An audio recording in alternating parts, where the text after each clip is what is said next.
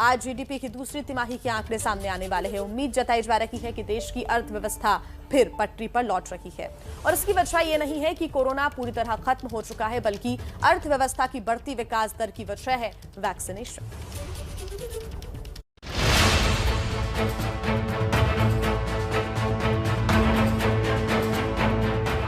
Vaccination से विश्वास बढ़ा है और यही वजह है कि देश एक बार फिर विकास के रास्ते पर बढ़ रहा है। वैक्सीनेशन से आम आदमी के भीतर इम्यून सिस्टम बढ़ा, नतीजा अर्थव्यवस्था को चलाने वाले सिस्टम में भरोसा बढ़ता गया। जिस विश्वास के बूते अर्थव्यवस्था पटरी पर लौट रही है, उसका आधार वैक्सीनेशन भी है। हम जो कह रहे हैं उसकी तस्दीक जीडीपी के आंकड़े भी करते हैं। गौर से देखिए, साल 2020 में जनवरी से मार्च तक जब कोरोना भारत में धीरे धीरे प्रवेश कर रहा था, यानी 2019-20 की चौथी तिमाही में जीडीपी की विकास दर 3.01% थी, तो 2020-21 की चौथी तिमाही में विकास दर 1.64% थी।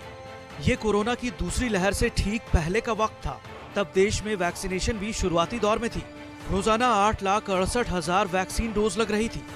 लेकिन इसके बाद जीडीपी के विकास दर में तेजी आई और 2020 के मध्य में जीडीपी का जो आंकड़ा माइनस में चला गया था, उसमें तेजी से सुधार आया, क्योंकि साल 2021 में वैक्सीनेशन की रफ्तार भी बढ़ गई थी।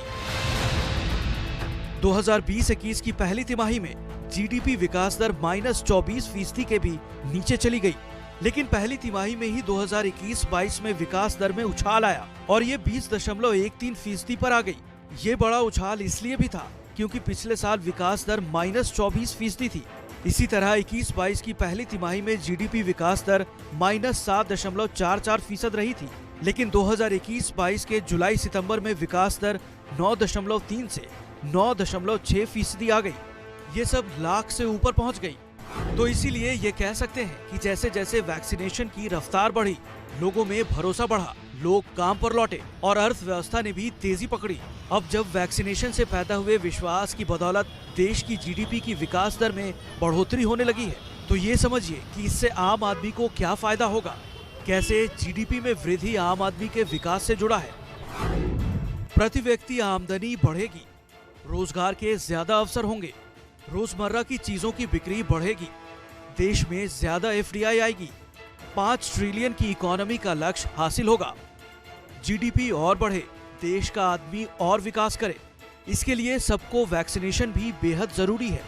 फिलहाल देश के लोगों को 124 करोड़ वैक्सीन की डोज लग चुकी है, लेकिन अब भी सबको डबल कवच से सुरक्षित करने के लिए 65 करोड़ वैक्सीन की जरूरत है।